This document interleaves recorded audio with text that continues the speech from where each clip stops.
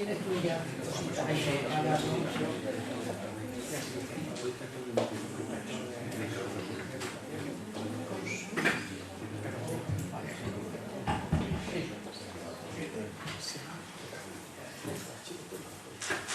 Buenas noches, señoras y señores. Buenas noches, Angelina. Especialmente buenas noches para ti. Y buenas noches también a todos los compañeros de la Económica que hoy nos acompañan. No hay duda de que entre los integrantes de la Económica había personas mucho más cualificadas que yo para presentar a don Fernando Marco, pero se debe a una atención exquisita por su parte de sugerir mi nombre, puesto que somos compañeros y amigos desde hace pues muchos años. Por tanto, yo se lo agradezco y voy a hacer una muy breve presentación, porque verán ustedes que el personaje no necesita de muchas palabras.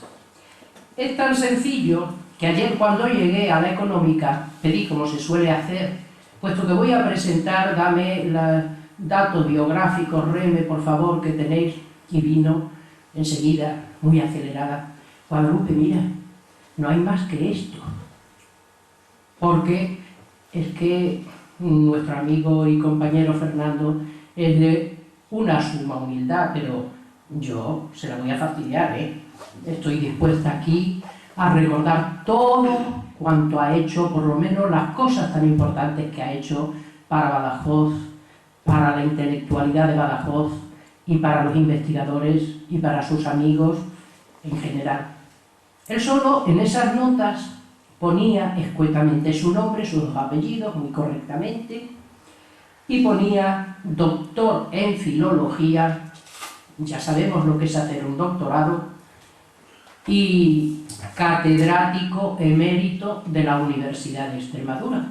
Con eso Fernando había cumplido.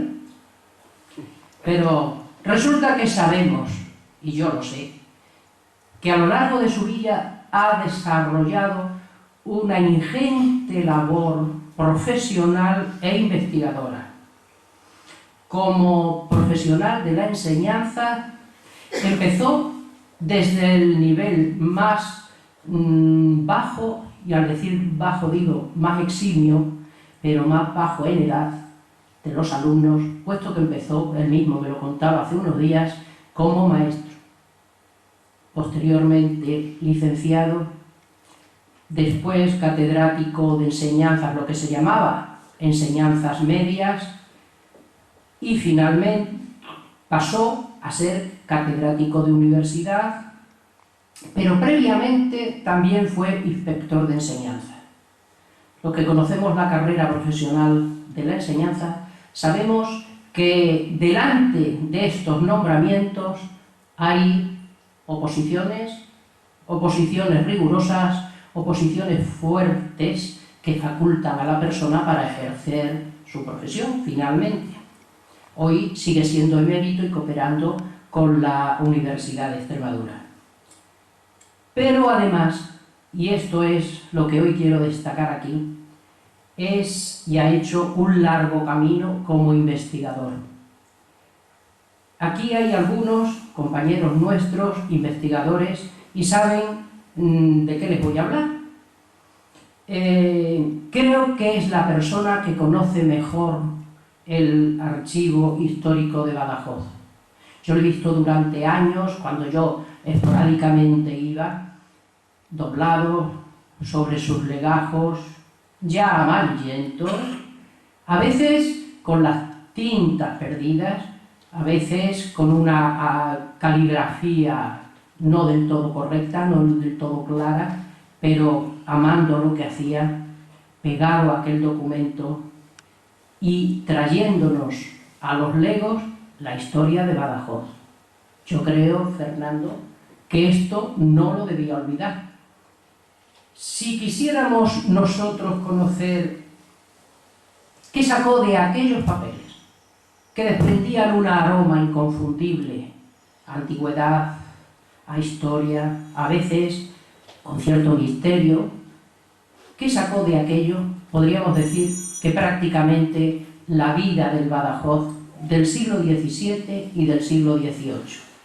Por ejemplo, si quisiéramos conocer el mundo gremial del antiguo régimen, si quisiéramos conocer el tejido industrial y urbano que tenía el Badajoz del siglo XVII, tendríamos que acudir a su estudio, el que hace de los gremios, de los maestros y oficiales en Badajoz, uno por uno. Y son varios cientos, nombres, apellidos. ¿Cuántos años estuve aprendiz en el taller del maestro? Pues de cosas tan variadas como cereros, sastres, zapateros, curtidores y un largo etcétera. Ahí está la obra resumida de tantos y tantos años de investigación.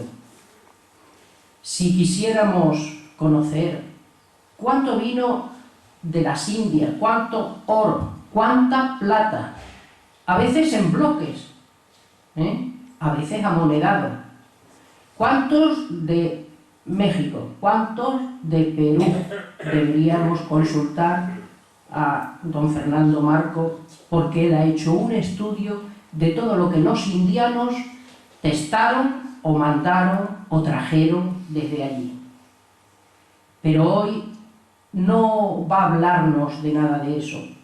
Hoy nos va a hablar de un tema de lo más sugerente, del que es un estudioso erudito, el que más sabe, sin duda alguna, en Badajoz, del teatro, de los corrales de teatro, de las corralas en el siglo XVII, siglo que coincide con el siglo de oro español.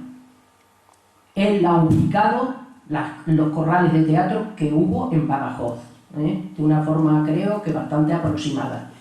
Y ha tenido la suerte de encontrar en el archivo, pues, algunos planos, algunos gráficos, algún proscenio que yo he visto en alguna exposición y que hoy tendrá la amabilidad de ponernos.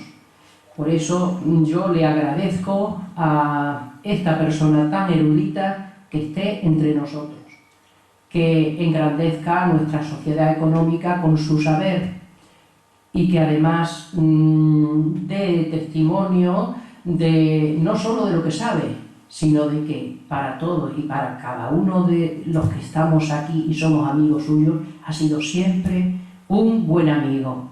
Podría decir muchas cosas más de su nobleza, de su generosidad como investigador, y algunos sabemos que no siempre somos generosos, pero yo me ciño a lo que hoy vamos a hablar.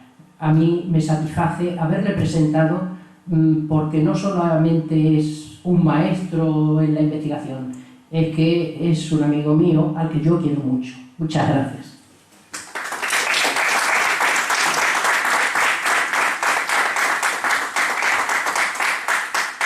Buenas tardes a todos ustedes, amigos interesados en la cultura y mi familia que está en pleno. A todos, muy buenas tardes. Después de este panegírico un poquito alto de mi íntima amiga de tantos años, Guadalupe, pues miren, yo me he quedado un poco cortado, porque yo he estimado que mi obligación como universitario en mi carrera y como extremeño era volcarme en descubrir elementos históricos desconocidos en mi tierra, en mi ambiente. Y eso es lo que he hecho toda la vida y no le doy mayor importancia. Después de este pequeño prólogo, paso a iniciar mi exposición. Ya saben ustedes que el teatro actual, ese que anuncia hoy, el periódico Hoy, que se va a celebrar en Cáceres una semana de teatro, donde van a representar la Dama Boba, donde van a representar el alcalde de Zalamea, etcétera, etcétera. Nunca en el siglo XVI y XVII fue un teatro de las características actuales, nunca. Actualmente el teatro se centra fundamentalmente en el texto literario. En el siglo de oro, siglo de oro 16-17, la representación teatral era un todo de entretenimiento, un todo expositivo visual, sobre todo visual. El teatro, una representación de teatro en el siglo de oro, venía durando 3 horas, como mínimo. Las puertas del teatro se abrían a las 12. La gente entraba a partir de las 12 para acomodarse. Los que se podían acomodar, ya describiré cómo era el teatro, y esperar a que se iniciara el espectáculo. Como aquella gente era bastante revoltosa, sobre todo los que estaban de pie, había el patio actualmente de butacas, era un espacio abierto donde se colocaban una serie de agitadores que eran capaces de hundir una obra de teatro, a López se la hundieron, que se denominaban mosqueteros. Luego existía una serie de bancas delante de ellos donde se aposentaban pues menestrales, gente con un oficio artesanal que tenían mayor capacidad económica para asistir al espectáculo. Y luego en las galerías se asentaban la gente con poder adquisitivo alto, nobles, hidalgos, personas con un cierto capital porque costaba caro el arrendamiento del palco. Bien, allí había mucho jaleo. Entonces, para llamar la atención, hoy en día, para decir, oiga, que comienza el espectáculo y se alza el telón, toca el timbre del teatro, un timbre, y nos acercamos ya y nos preparamos para el espectáculo que se nos presenta. En aquel tiempo no era así. En aquel tiempo salía un tamborilero con una caja, un tambor, tocaba un redoble fuerte, agitado, indicando que comenzaba el espectáculo. A continuación salían unos músicos y unos danzantes para entretener a la gente mientras se iban aposentando en los distintos graderíos del teatro. Una vez hecho esto, comenzaban los actores con el recitado de la loa. La loa era una especie de alabanza hacia la compañía que iba a actuar, o hacia la obra que se iba a representar, o hacia los actores que intervenían en los puestos de primer galán, primera dama, es decir, una temática muy variada. Terminada la loa, comenzaba la primera jornada, que hoy llamamos actos. La primera jornada era el texto que había escrito Lope, Tirso, Vélez de Guevara o el que fuere. Terminado el primer acto, se iniciaba la representación de un entremés. Un entremés era una pequeñita obrita dramática de temas circunstanciales y normalmente un poquito satírico. Duraban unos 10 minutos, 20 minutos. Son célebres los entremeses, entre otros, los de Quiñones de Benavente, o los que todo el mundo conoce, los de Miguel de Cervantes, Pedro Durdemala, La Guarda Cuidadosa, etcétera, etcétera. Terminado eso, que no tenía nada que ver con la letra de la obra, pero nada en absoluto, comenzaba la segunda jornada, el segundo acto.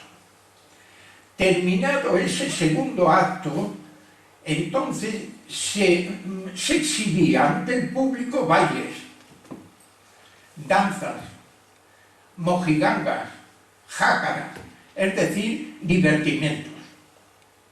Inmediatamente después comenzaba el tercer acto, la tercera jornada. El teatro nuevo español se caracteriza, no como el inglés o el francés, se caracteriza por tener 3 jornadas. El antiguo tenía 5, este tiene 3. Y terminado ese tercer acto, entonces comenzaba el fin de fiesta. El fin de fiesta era una repetición. Normalmente se hacía un sainete con pasajes cantados, es decir, una prezarzuela, una prezarzuela. Se cantaban más motivos, se danzaban y se interpretaba música para concluir el espectáculo sobre las 7 o las 8 de la tarde. O sea, como ustedes verán, es muy distinto a la hora y media escasa que duran las representaciones actuales, donde todo el texto literario va sin ninguna interrupción expuesto ante los oyentes. Bien, tenga presente también que las obras literarias, teatrales, dramáticas del siglo de oro estaban en verso, lo cual suponía que los actores eran unos excelentes recitadores. Pero lo curioso es que no todos los actores eran letrados, había actores que no sabían leer, lo cual supone una enorme capacidad memorística en ellos, sobre todo mujeres. ¿Cómo se solucionaba el problema? Lo solucionaba en parte los compañeros leyendo el aparte es el trozo de la obra que va a leer cada personaje, leyendo eso a esos analfabetos, o bien el autor recitando toda la obra, acompañado de una varita indicando la intervención de cada uno de los actores. Autor en el siglo de oro no es Calderón, no es Tirso, no es Mira de Mezcua, no es ninguno de estos. Autor en el siglo de oro es el director de la compañía, porque al que escribía la obra literaria se le llamaba poeta. Era el poeta. El autor era un personaje con unas dotes empresariales muy acusadas, que contrataba a los miembros de su compañía en el periodo que va desde el miércoles de ceniza al domingo de resurrección, en la Cuaresma. En la Cuaresma no se hacía teatro, estaba prohibido por disposición real, no se hacía teatro. Y entonces contrataban a los actores que iban a formar su compañía. Este señor, el autor, que era el director de la compañía, compraba la obra de teatro. El poeta, el que escribía la obra, él vendía a un autor su obra. López se la vendía a Escamilla. Y a partir de ese momento el escritor, el poeta, se lavaba las manos. La obra pertenecía al autor. El autor, cuando esa obra se agotaba en representaciones, la revendía a autores secundarios, a directores secundarios. La revendía y además a buenos precios. Lógicamente, ¿qué ocurre? Que como resulta que el autor, director de la compañía, tiene que amoldar esa obra a la representación escénica, hace alteraciones en el texto. Y nosotros tenemos hoy en día que las célebres compilaciones dramáticas del Siglo de Oro, donde están prácticamente todas las obras de todos los autores, no son fieles al original que salió de la pluma del escritor, porque lo que compraba el impresor era la obra que ya habían explotado todos los autores y habían introducido todas las indicaciones necesarias para acomodarla a la escena. Hay que tener presente que los autores del Siglo de Oro conocían muy bien el teatro del Siglo de Oro y sabían cómo tenían que escribir las obras. Ellos conocían lo que era una parte, lo que era una salida de foro, lo que era un uso de tramoya, lo que era un uso de apariencia, lo conocían perfectamente. Y las obras las escribían siguiendo ese esquema. Por eso hoy en día, si oyen ustedes el alcalde de Zalamea, que se representa todos los años en Zalamea y Presencia, no se ajusta como lo escribió Calderón. Y si ustedes ven Fuenteovejuna de Lope, no se ajusta a Fuenteovejuna que escribió Lope, porque ellos ya contaban, porque ellos eran unos grandes dominadores del teatro y contaban con toda la estructura escenográfica que se podía utilizar en su tiempo. Las compañías, había bueno, Agustín de Rojas Villalgrando, que era un actor, en un libro muy curioso y muy bien escrito, que se llama El viaje entretenido, clasifica las compañías de teatro en los siglos XVI y XVII, aunque su obra se publicó a principios del XVII, en 1606, pues en una serie de 10 apartados. Son falsos. Que si Bululú, que si ñaque, que si farsa, que si compañía, eso no, eso se lo inventó él. Yo llevo toda la vida, y perdón por la inmodestia, investigando sobre el teatro. En ningún sitio, ni aquí ni fuera de Extremadura, me he encontrado ninguna escritura de concierto, de representación, que hable de ñaque, de garnacha, de bululú, en ninguna. Lo más que hablan cuando eran muy malas es cuadrilla de comediantes, es lo más que hablan. Bueno, pues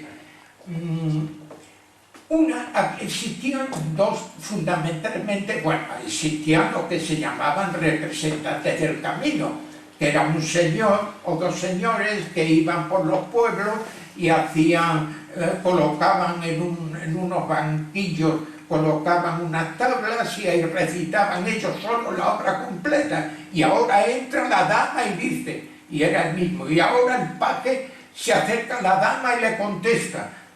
Eran de 2, 3 personas, pero una compañía constituida podía ser compañía de partes o compañía de título. La compañía de partes era una cooperativa de actores. Una compañía, pero buena. Ellos designaban uno que era el autor, el que coordinaba todo. Pero luego, al ser una asociación en cooperativa, cada uno se llevaba de lo que se recaudaba una parte de los ingresos. Era lo que pudiéramos llamar hoy lo más social, lo menos estamental. Estamental en el sentido de estados.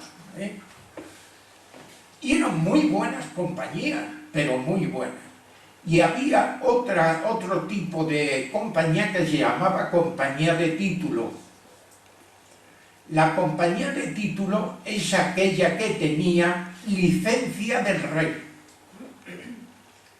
para representar, una licencia que la daba el Consejo de Castilla. Lo instauró Felipe III e instauró esa licencia para evitar el enfrentamiento competencial que pudiera darse entre las compañías. Lo nombraba el Consejo de Castilla, como he dicho, y en 1600 hubo 4 compañías de título. En 1608, 8 compañías de título. Y en 1615, 1640, 12 compañías de título.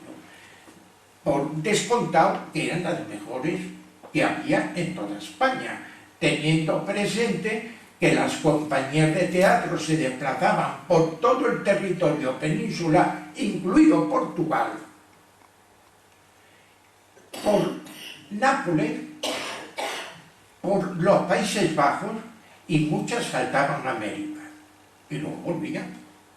O sea que tenía un amplio terreno de actuación. La compañía de título normalmente contaba de unas 20 personas, lo cual suponía una inversión extraordinaria en gastos. Contaba del autor. El autor también era actor. Una compañía bien formada, una compañía de título bien formada, o de partes bien formadas, tenía 5 señoras, seguro, que se le llamaban damas. Primera dama, segunda dama, tercera dama, cuarta dama y la quinta dama, que era también música. Tenía 3 galanes, que el guapero. Primer galán, segundo galán, tercer galán. Tenía 2 graciosos, primer gracioso, segundo gracioso. Le puedo decir que un autor importantísimo, Estafeña, ese era gracioso y era autor de su compañía. Había también uno o 2 vejetes, que eran los que representaban a personas maduras, notablemente inclinado hacia el entremés. Existían 2 barbas. Barbas, igual que hoy en día, es el que representa hombres de alto copete. Representa al rey, representa al padre, representa a personas destacadas por su estamento social, el barba. Aparte de esto, había, pues, el cobrador, estaba el guardarropa y estaba el alojero. Eso era una compañía de título con todos sus actores. Era muy raro que las compañías tuvieran todos los autores. Escamilla la tenía en 1660. Tenía todos los autores. Bien, no hemos entrado en nada en Badajoz. No sé si les parece a ustedes que cortemos esta disquisición y pasemos a cómo era Badajoz. Bueno, pues actuaban estos señores. Les voy a decir a ustedes que hasta finales del siglo XVI no se permitía actuar mujeres. El papel femenino lo representaba un niño. Y durante todo el siglo XVII, el teatro inglés, las mujeres las representaban niños. El teatro de Shakespeare, los papeles femeninos eran jovencitos. No jovencitas, jovencitos. En España se dio la circunstancia que vino una compañía italiana que se llamaba vamos a ver, una traducción, los que no sé, los incorrompibles, una traducción en castellano. Actúan en Madrid y le dice el corregidor que no pueden actuar las mujeres, y entonces ellos dicen que no actúan, que si no actúan las mujeres, que eran esposas de los actores, normalmente no actúan, y que allá el hospital de Antón Martín, el hospital de la Piedad y el hospital, porque parte de los ingresos del teatro iban a auxilio de los hospitales. Una cantidad considerable. Bueno, pues claro, como se le iba la ayuda a los centros de beneficencia, pues entonces le consienten que actúen las mujeres. Inmediatamente las compañías españolas dicen nosotros también, y actuaron las mujeres. A partir de 1572 actúan las mujeres en el teatro del Siglo de Oro. Antes no. Bueno, actuaban en los teatros, pero en los teatros nada hay más distinto que los teatros actuales. Nada hay más distintos. La revolución en el local teatral se va a poner a partir de la influencia, se impone a partir de la influencia italiana. Los ingenieros dramáticos italianos, como Penna y todos estos, Vicenti, todos estos, que hacen en Madrid el teatro, el Coliseo del Buen Retiro.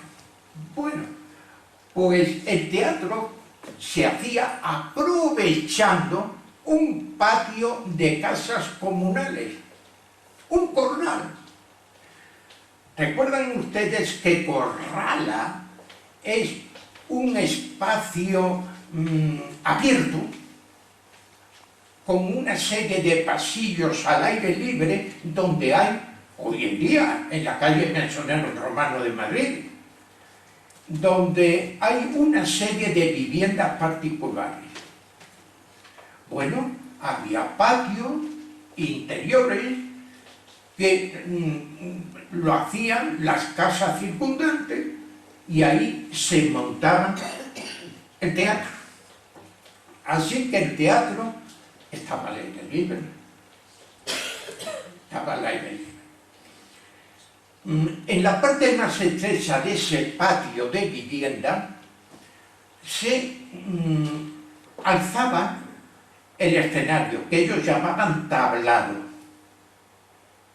Ellos llamaban tablado. Aquí tienen ustedes... ¿Dónde está esto?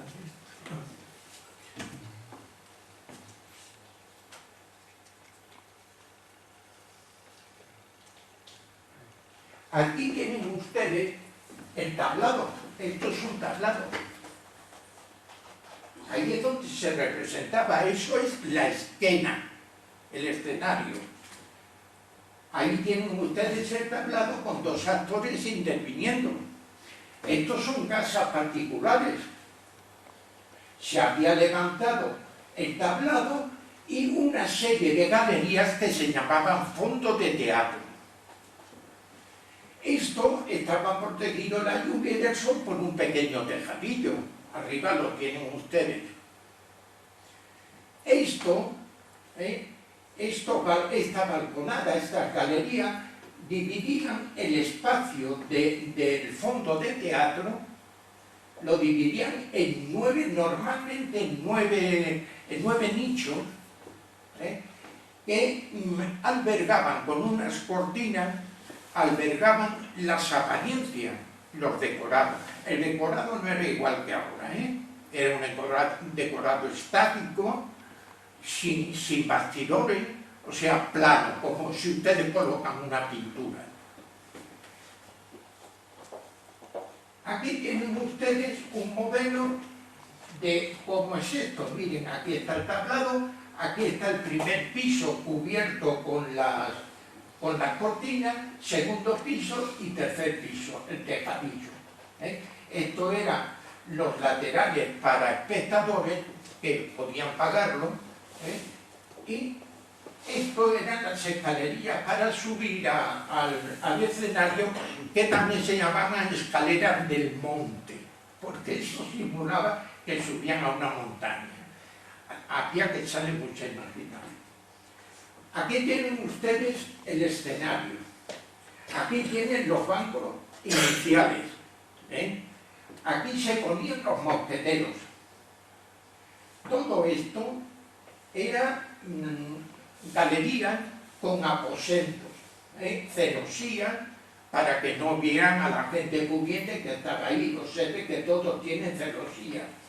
En esta parte que se llamaban los desvanes, aquí arriba se llamaban los desvanes, ahí se reunía la gente intelectualmente poderosa, como frailes, como literatos, como tal, se reunían ahí, arriba, en los desvanes. Bien, vamos a seguir viendo. Observen ustedes esto porque es una cosa curiosa. No podían mezclarse en las entradas, siempre los corrales de comedia tenían dos entradas. Una para, ¿me oyen bien aunque me muevan? Una para entrada masculina y otra entrada femenina. Para los aposentos no había ese problema. La señora de alta categoría social podía entrar perfectamente con su marido, con sus hijos, con sus amigos a los aposentos. Pero la mujer de clase, pudiéramos decir, popular, no podía. Primero porque no tenía dinero para alquilar un aposento. Y entonces esa se reunía en una parte frontera, aquí, en una parte frontera que se llamaba la Cazuela. En la Cazuela, pues tenía un aforo limitado.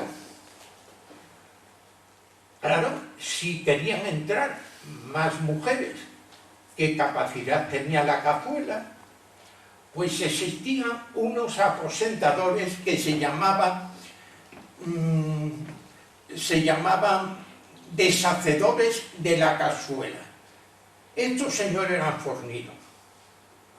Se sentaban en un extremo del banco y empezaban a apretar. Las mujeres tenían que echarse para un lado, dejaban un huequecito donde se iba a sentar la que entraba por ahí. Hay expedientes muy curiosos, la picaresca existido siempre. Expedientes muy curiosos, yo lo he leído, donde la Justicia Mayor de Madrid procesa a algunos señores que se disfrazaban de mujer y se metían en la Cazuela. No, y no eran travestidos, no eran de ninguna forma travestidos. Bueno, pues sobre la Cazuela estaba el palco municipal, donde iba el ayuntamiento, iban en ocasiones los priores de algunas órdenes, si era una comedia de santos, es decir, era gente de mucha categoría y no pagaban. Bueno, observen ustedes que en esta representación figura un telón de boca. El teatro del siglo de oro, el teatro de Corral del siglo de oro, no tenía telón de boca. Carecía. Esto se lo ha puesto. Lo que sí había eran tielas de angeo o ingeo que cubrían el patio para evitar el sol del verano. Esto sí se representa aquí. Era una serie de poleas que lo iban tirando y entonces cubrían para que no diera el sol. En esencia, eso era un corral de comedia. Vamos a ver, aquí tienen ustedes, esto es la subida a un monte. Hay que echarle mucha imaginación, pero el teatro del siglo de oro se caracteriza porque se le echa mucha imaginación. Además lo dice siempre el texto del poeta, dice, y ahora subiremos a ese monte donde... Y entonces subía por la escalera. Aquí tienen ustedes los 9 compartimentos que se divide el fondo de teatro. Detrás por aquí salían los actores principales, por aquí los secundarios, y detrás de estas cortinas colocaban decorados muy sencillos, simplemente para indicar o motivar al público que asistía dónde se estaba representando la acción. Si no se abría la cortina, entonces se suponía que seguía siendo la primera escena de la jornada que se había representado. Bueno, aquí arriba, en el tercero, estaban también la maquinaria. La maquinaria era fundamentalmente 2, la tramoya y el pescante. La tramoya es, vamos a ver, la tramoya se le llama también esto que tienen las monjas para torno, se le llama también torno. La tramoya o torno era una especie de prisma que se clavaba en alguna de las partes del teatro, o bien aquí, o bien aquí, o bien aquí, y al dar la vuelta tirada por cuerdas y por polea, entonces aparecían cada uno de los sectores del prisma con un decorado diferente. Y eso se llamaban las apariencias. Ustedes imagínense un prisma o una pirámide invertida. Le van dando vueltas y van saliendo una serie de representaciones pictóricas, o si era un jardín, una serie de macetas puestas allí, es decir, exceptuando el teatro de la Corona, el teatro era muy elemental. Bueno, pues aquí arriba se llamaba el desván de las máquinas o de los tornos, porque es donde estaba el juego de poleas para manejar la tramoya y el pescante. El pescante, que no lo he dicho, era una grúa muy elemental. Era un madero grande que bajaba de arriba abajo, que tenía una canal central, y en esa canal se apoyaba un pescante, una tabla horizontal. Y en esa tabla horizontal bajaban y subían los ángeles en la fiesta del Corpus, o subían y bajaban los santos en su apogeo místico, o tantísimas situaciones. Lógicamente iba rodeado de apariencias, o sea, y subía y bajaba. Luego había de extremo a extremo las cuerdas de los volantes, es decir, de los representantes que hacían, pues, por ejemplo, de la Virgen María, y pasaban de un sitio a otro del escenario. Es decir, tenían muchos recursos. Aquí existían unas trampillas, y estas trampillas servían para que de pronto un actor se ocultara hacia el foso, hacia la parte baja del escenario, que se llamaba tablado. Normalmente esta parte representaba el infierno. Ese foso normalmente tenía 2 metros para que pudieran ir los actores de un sitio a otro, andando por debajo. También servía para guardar el vestuario. Para guardar el vestuario también se utilizaba esta parte, el primer piso del teatro, de la fachada del teatro, teniendo presente que no podían unirse los actores y actrices cuando se cambiaban de vestuario. Vamos a ver si tenemos algo más por aquí. Miren ustedes, esto es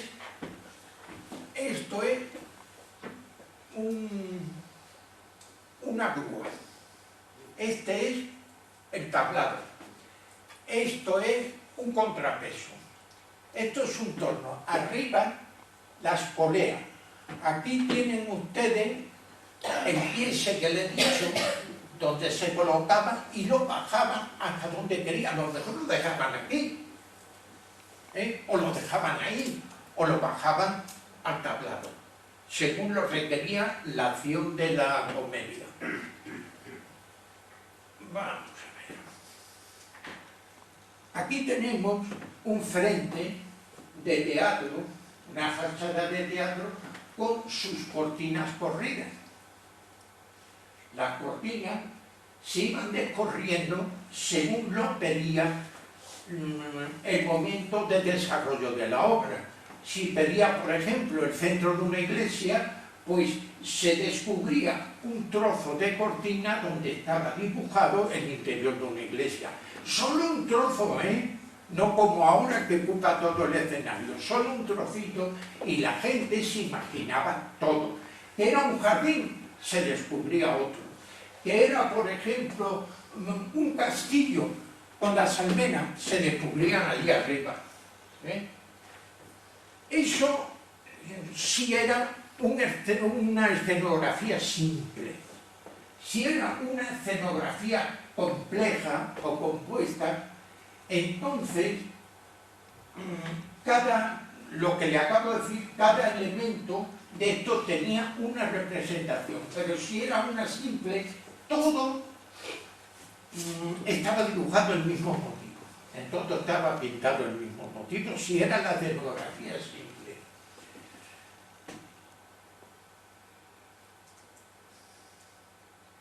Aquí tienen ustedes los 9 segmentos, nichos, con que se divide. Aquí tienen ustedes subida de monte, otra subida de monte. Esto es un escenario con su tejadillo. Aquí tienen ustedes los aposentos.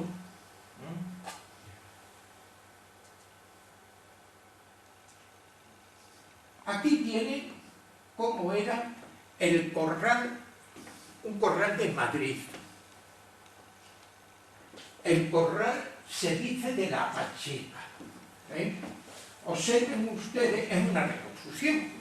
Donde estaba esto, hoy está el Teatro Nacional López de Vega. Bueno, aquí tienen ustedes el tablado, tienen los segmentos o sea, las 9 secciones del fondo del teatro, tienen ustedes los laterales, que iban públicos, esos costaban más caros, aquí estaban los mosqueteros. En los teatros se liaba gordísimo. En un teatro de Badajoz incluso asesinaron a uno, a un señor un vaquero que vino con ganado desde La Rioja de Haro, y lo asesinaron en 1611. Bueno, eso era frecuente. Entonces, para evitar los altercados, la justicia nombraba un alguacil de la comedia, que estaba sentado aquí siempre, alguacil de la comedia, y daba instrucciones a sus subordinados, que eran mozos fornidos del pueblo, con una garrota impresionante, pero impresionante, terminados en una maza de raíz, que esos se encargaban de poner paz, pero vamos, en un momento. principalmente los mosqueteros. Bueno, vamos a ver. Este que tienen ustedes aquí es el Teatro de Almagro. Almagro, de esta ciudad real, como ustedes saben, es el único sitio de España que conserva, sin alterar, el teatro que tenía en el